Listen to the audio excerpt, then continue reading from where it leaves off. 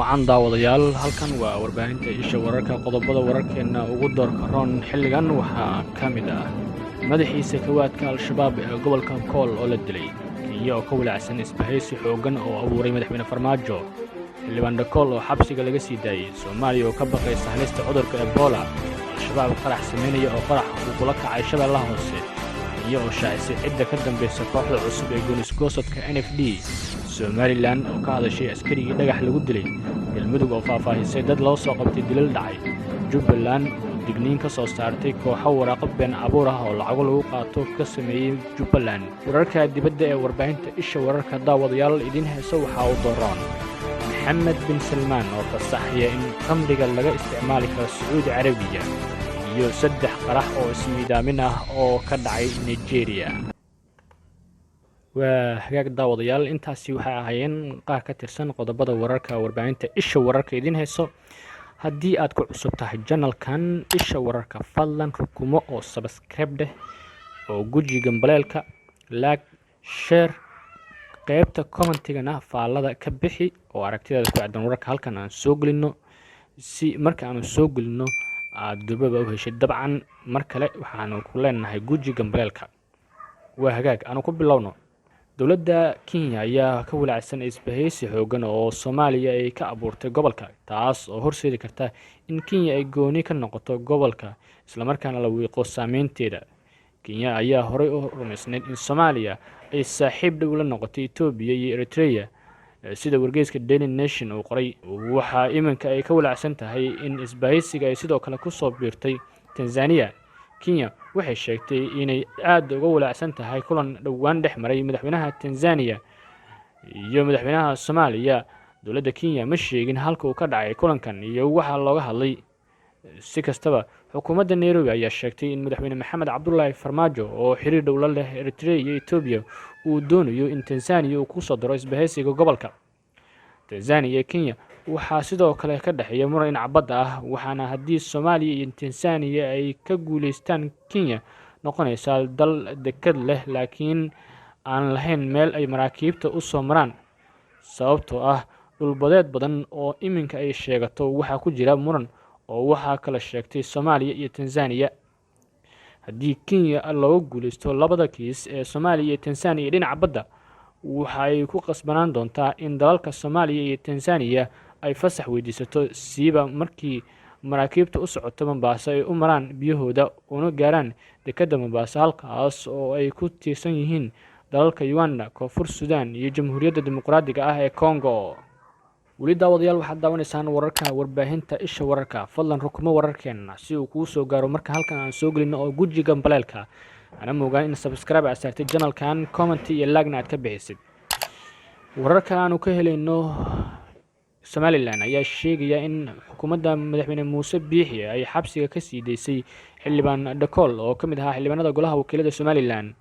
xildhibaan Dhakool ay ciidamada booliiska Somaliland ka soo qabteen gurigiisa magaalada Hargeysa waqti habeenimo ah kadib 2 maalmood markii uu ka hadlay xuska 18 May oo ku tilmaamay maalin madow xildhibaanka ayaa muddo ka badan 1 bil ku xirnaa xarunta dambe baarista ee magaalada Hargeysa kadib markii maxkamadda gobolka Maroodijeex ay diiday inay kiiskiisa furto iyadoona sheegtay inaysan awood u lahayn dhageysiga dacwadaas siideynta xildhibaan Dhakool ayaa waxa ay daba socotaa kadib markii dhawaan ka hadleen xubno ka tirsan beeshiisa oo raaligelin ka bixiyay gaf ay sheegeen inuu ka galay qaranka Somaliland xildhibaan Dhakool ayaa sidoo kale ka laabtay diidmada uu uga hor yimid xuska 18 May uuna go'aansaday inuu raaligelin ka siiyo hadalkiisa bulshada reer Somaliland waa hagaag weli daawadayaal waxaad daawanaysaan wararka warbaahinta isha wararka fadlan haddii aad ku cusub tahay channelkan gujiga baleelka oo subscribe dheh si uu kuu soo gaaro wararkii ugu dambeeyay ee Soomaaliya iyo caalamka markana gobolka Bakool wararka aanu ka helayno gobolka Bakool ayaa sheegaya in sarkaal magaciisa lagu soo koobay caar oo daacad u ah Mukhtaar Roobo Cali ama Mansuur oo mar soo noqday ku-xigeenka al-shabaab haddana u xiran dowladda federaalka ee Soomaaliya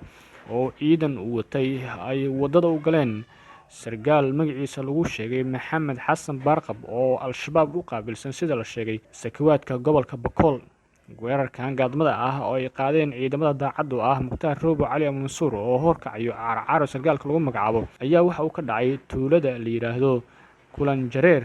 waxaana la tilmaamay in weerar halkaas ka dhacay uu sababay dhimashada sargaalka lagu magacaabo maxamed xasan baarqab oo al-shabaab u qaabilsan aruurinta sakawaadka ee gobolka bakool. ma jirto warar madax bannaan oo arrintaasi xaqiijinaya, laakiin ilo deegaanka ah ayaa shabakadda isha wararka u xaqiijiyey in weerarkaas uu ka dhacay meel aan ka fogeyn tuulada la yidhaahdo kulan jareer oo ka tirsan gobolka bakool, halkaas oo iska hormaad kooban uu ku dhex maray ciidan daacad u ah sargaalkaas la sheegay in caarcaara la yidhaahdo oo hoos taga rooba cali mansuur oo dowladdu xiran, iyo ciidamo watay maxamed xasan baarqab oo ahaa madaxii sakawaadka ee al-shabaab ee gobolka bakool. dhinaca kalena wararka aanu helayno ayaa sheegaya in xubno ka tirsan al-shabaab oo qarax ku sameynayay shabeellaha hoose ay qaraxii ay sameynayeen ay kula qarxday. wararka ayaa sheegaya in ciidamo shabaab ah oo diyaarinayay walxaha qarxa ay qaraxaasi uu ku qabsaday goob ku diyaarinayeen oo ka tirsan gobolka shabeellaha hoose. warar ay heshay warbaahinta isha wararka ayaa sheegaya in ay dhammaan goobta ciidankii ku sugnaa ee al-shabaabka ahaa ay markaasi geeriyoodeen, waxaana la tilmaamay in halkaas ay ugu gurmadeen askar kale oo ka tirsan ururka al-shabaab. ma jirto faahfaahino dheeraad ah oo arrintaasi laga helayo. dowlad goboleedka jubbaland ayaa digniin culus waxa uu ka soo saaray dad adeegsanaya warqado been abuur ah kuwaas oo lacago ugu qaadanaya guryaha dadka ku yaala magaalada kismaayo ee jubbada hoose. gudoomiye ku-xigeenka maamulka degmada kismaayo ee dhanka maaliyadda rashiid cabdi mudullow oo warbaahinta kula hadlay kismaayo ayaa shacabka uga digay dadkaas wata warqado aysan maamulka ogeyn islamarkaana dadka lacagaha uga qaadanaya. waxa uu shacabka kismaayo looga baahan yahay ayuu yidhi inaysan bixin lacag aysan dowladda ogeyn, oo uu sheegay inay qaadanayaan dad iska dhigayo shaqaalaha canshuurta qaada ee dowladda iyagoo isticmaalaya rasiidyo ama waraaqo been abuur ah. waxa uu hadalkiisa intaa ku daray in maamulka magaalada kismaayo uu muddo hadda laga joogo 2 bilood uu joojiyey qaadista lacagaha canshuuraha ee guryaha, hase yeeshee dadka ay ka digtoonaadaan arrintaas. kenya ayaa shaacisay cidda ka dambeysa kooxda cusub ee gooni-goosadka NFD waqooyi bari oo ah dhulka soomaalidu ay degto ee kenya ay markaasi maamusho. wargeyska daily nation ee nairobi ka soo baxa ayaa qoray in dowladda kenya ay rumaysan tahay in dalal shisheeye ay ka dambeeyaan kooxda gooni-goosadka ah ee kasoo ifbaxday gobolka waqooyi bari kenya ay degan yihiin soomaalida. kenya ayaa sheegtay in dalalka taageeraya kooxda cusub oo la magac baxday xisbiga madax banaanida NFD ama Northern Frontier District Independence Party ay yihiin kuwa sidoo kale Soomaaliya ka gacan siinaya kiiska maxkamadda caalamiga ah ee ICJ ee badda Soomaaliya iyaga oo eeganaya danahooda. dalalka ay sheegtay Kenya inay Soomaaliya ka taageerayaan kiiska badda ayaa u badan kuwa reer galbeedka, waxaana ka mid ah Norway iyo UK. hase yeeshee waxaa sidoo kale dalalka danta ka leh shidaalka Soomaaliya ka mid ah Turkiga, Sacuudi Carabiya, Masar iyo Imaaraadka Carabta. Kenya ma aysan shaacin habka ay dalalkan uga dambeeyaan kooxda cusub ee gooni-goosadka gobolka Soomaalida Kenya iyo danta ay ka leeyihiin. kulan dhowaan Nairobi ka dhacay oo ay ka qayb galeen saraakiisha amniga iyo siyaasadda dowladda Kenya ayaa looga hadlay siyaasiyiin ka soo jeeda gobolka waqooyi bari oo ka qayb galay kulamada kooxdan iyo lacago la sheegay in kooxdan ay ka heshay ganacsiga badeeco ka timaada Soomaaliya. kooxda madax banaanida NFD oo weli aan tiradooda la ogeyn ayaa dhowaanahan dhaqdhaqaaq ka bilaabay baraha bulshada iyaga oo dib u soo nooleeyay rabitaankii gobolka waqooyi bari ahaa inay ka go'aan Kenya inteeda kale. dowladda Soomaaliya ayaa ka walaacsan halista cudurka Ebola xilli lagu arkay dhowaan wadamada dariska dad la sheegay in uu soo ritay cudurka Ebola. wasiirka wasaaradda caafimaadka xukuumadda Soomaaliya Teresa Fawziya Abikar Nuur ayaa qoraal ay soo saartay waxay ku sheegtay in Soomaaliya aysan ka jirin xilligan walaac ku aadan inuu ka dilaaco cudurka Ebola oo kiis ka mid ah laga helay dalka Uganda iyo sidoo kale Kenya. qoraal ka soo baxay xafiiska wasiirka caafimaadka dowladda federaalka ah ayaa lagu sheegay in wasaaraddu ay si dhow ula socoto xaaladaha cudurka Ebola ee dalka Uganda, balse haatan aysan jirin wax halis ah oo cudurkaas uga imaan kara dalka Soomaaliya. ciidamo ka socda dalka Uganda ayaa ku sugan wadanka Soomaaliya iyadoo ciidamada dalka Uganda ay yihiin kuwa ugu badan ee jooga Soomaaliya. qoysas ka soo tagay dalka Congo oo uu cudurkan ka jiro ayaa laga helay iyaga oo jooga dalka Uganda. cudurka Ebola waxaana laba ka mid ah xubnaha qoyskaas ay ku geeriyoodeen gudaha dalka Uganda halka qoyska intiisa kale oo qaar ka mid ah uu hayo cudurka dib loogu celiyay dalka Jamhuuriyadda Congo sidoo kale kiiska cudurka Ebola waxa lagu arkay qaybo ka mid ah dalka Kenya taas oo sii xoojinaysa walaaca Soomaaliya ee ku aadan cudurka Ebola iyadoo la og yahay in Soomaaliya iyo Kenya ay wadaagaan xuduud dheer oo dhinaca dhulka ah waa hagaag daawadayaal weli waxaad daawanaysaan wararka warbaahinta isha wararka haddii aad ku cusubtahay channelkan fadlan rukumo oo subscribe dheh like share comment gambalaalkana guji si wararkii ugu dambeeyay caalamka iyo Soomaaliya markaanu soo gelino uu dib ku soo gaaro waa hagaag markana galmudug oo faahfaahisay dad loo soo qabtay dil dhacay madaxa xukuumadda maamulka galmudug Maxamed Shaakir Cali Xasan ayaa faahfaahin ka bixiyay howlgallo ka dhacay deegaano ka tirsan maamulkaas kuwaas oo lagu soo qabtay dad ku eedeysan dil ka dhacay duleedka magaalada Dhuusamareeb shir jaraa'id oo uu ku qabtay Dhuusamareeb ayuu sheegay in ciidamada ammaanka ay gacanta ku dhigeen dad ku eedeysan 4 ruux ee toddobaadkii hore lagu dilay deegaanka Dhanwaris kuwaas oo dhammaantood sida uu sheegay ka soo jeeda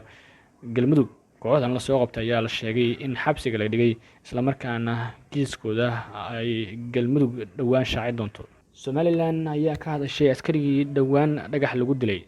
taliska booliiska Somaliland ayaa faahfaahin waxay ka bixiyeen askari ka tirsan ciidamada oo dhagax lagu dilay xilli uu ku sugnaa meel ka mid ah magaalada Boorame ee gobolka Togdheer taliye-ku-xigeenka ciidanka booliiska Somaliland Saraakiil Cabdiraxmaan Liibaan Fooxle iyo taliyaha booliiska gobolka Togdheer ayaa waxay faahfaahin ka bixiyeen qaabka u dhacay dilka askarigaas taliye-ku-xigeenka ciidanka booliiska Somaliland Saraakiil Cabdiraxmaan Liibaan Fooxle ayaa sheegay in maleeshiyada hubeysan ay weerareen shirkad ku yaala deegaan lagu magacaabo Faqa Ayuub isla markaana halkaas rabshado ka sameeyeen sidoo kale waxa uu sheegay in ciidamada Somaliland ay maleeshiyadkaas ay uga tageen goob ay ku sugnaayeen hase ay dhagax ku soo tuureen taas oo keentay in mid ka mid ah ciidamada uu kaga dhacay maskaxda sidaasna uu ku geeriyooday askariga oo lagu magacaabi jiray Keese Maxamed taliyaha ciidanka booliiska gobolka Togdheer Axmed Cali Shabeel ayaa dhankiisa waxa uu sheegay in askarta ka tirsan ciidamada Somaliland ee dhagax lagu dilay ay kor u dhaafayaan ilaa 10 askari waxa uuna ugu baaqay shacabka inay ciidamada la shaqeeyaan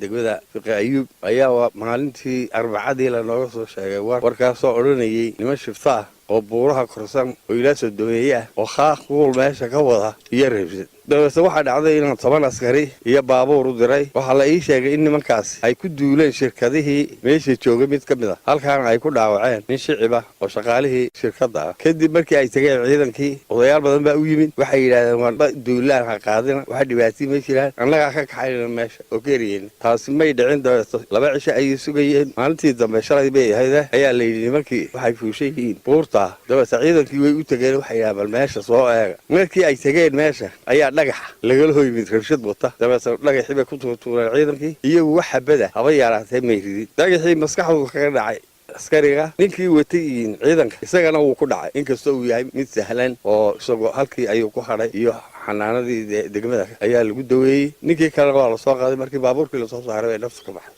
ciidanka biliiska Somaliland tirada ku dhimatay dhagax lagu tuuraya dhowr iyo 10 sarkaal dhowr iyo 10 askar oo saraakiil ku jirtay oo kan ugu dakaysa ugu dambeeyay ayaa kamid ah askarigaasi ciidamada khaaska ah wuxuu sitay qalabkiisii 4 qasnadood baa halka ugu xidhnaa marka dhagax lala dhacay ee la shiidayo ee meel walba laga dakhray wax talaabo qaadi ma jiro nabarka ugu xun baa lagu dhufay markuu arkay xaaladuna adagtay qoriga wuxuu dhiibay ninkii la socday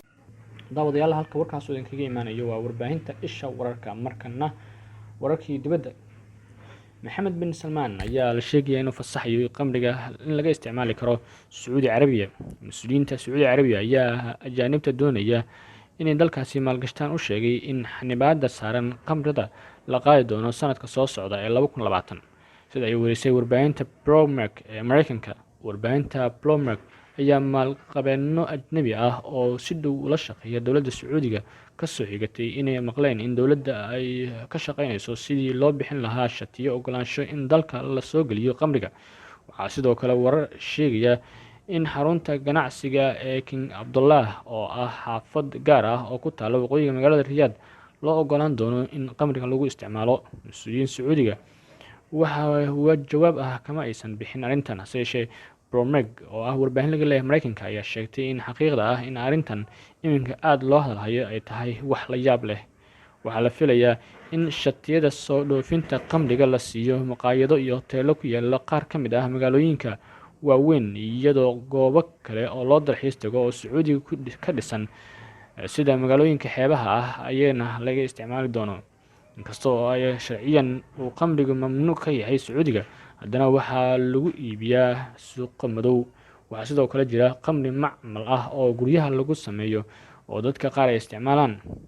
tan iyo sanadkii 2017 waxaa sacuudiga ka socday isbedelo waaweyn oo hormuud ka yahay dhaxal sugaha dalkaas Maxamed bin Salmaan oo ka tagay dhaqamo badan oo islaami ah si uu u soo jiito maalgashadayaasha aan muslimka ahayn, isaga oo raba in uu sare u qaado dhaqaalaha dalka Sacuudi Carabiya. ugu dambeyntiina 3 qarax oo ismiidaamin ah ayaa ka dhacay Nigeria. ugu yaraan 30 qof ayaa lagu dilay 3 qarax oo rumaysan yahay inay fulisay kooxda Boko Haram oo ka dhacay waqooyi bari dalka Nigeria, sida ay welisay hay-adda adeega gurmadka degdega ah ee dalkaas. 3 qof oo ismiidaamiyaal ah ayaa xalay isku qarxiyay xaafadda Kondogo oo 25 kiiloomitir u jirta magaalada Maiduguri ee caasimadda gobolka Borno, sida uu sheegay gudoomiyaha xaafadda Bulama Kali. qaraxyada ayaa waxay ka dhaceen hool ay taageerayaal ka daawanayeen kulan kubadda cagta ah. qof ka mid ah kuwa isqarxiyey ayaa dibadda lagu celiyey, hase yeeshee 2 ka mid ah ayaa isku qarxiyey gudaha goobta laga daawanayay ciyaarta. tirada dhimashada ee weerarada ayaa gaartay 30 qof, waxaa sidoo kale ayna 40 qof oo dhaawac ah. waxaa sidaas yidhi madaxa howlgallada ee hay-adda maaraynta xaaladaha degdega ah ee Nigeria, Usman Kajala. khasaaraha weerarka ayaa markii hore ahaa 17 dhimasho iyo 17 dhaawac ah. weerarka ayaa dhacay 3 PM xilliga Nigeria, sida uu sheegay Cali Xasan oo ah hogaamiyaha koox naftooda difaacada oo ku sugan magaalada. warkii oo daawadayaal idinkaga imaanayay warbaahinta Isha Wararka xilligan waa naga intaa. haddii aad ku cusub tahay channelkan, fadlan subscribe dheh oo guji gambaleelka, like, share, comment-na ka bixi qaybta faallada oo aragtidaada ku aadan wararka halkan oo soo gelino. intaan warka xiga dib u kulmi doono daawadayaal, sidaas iyo nabadgelyo.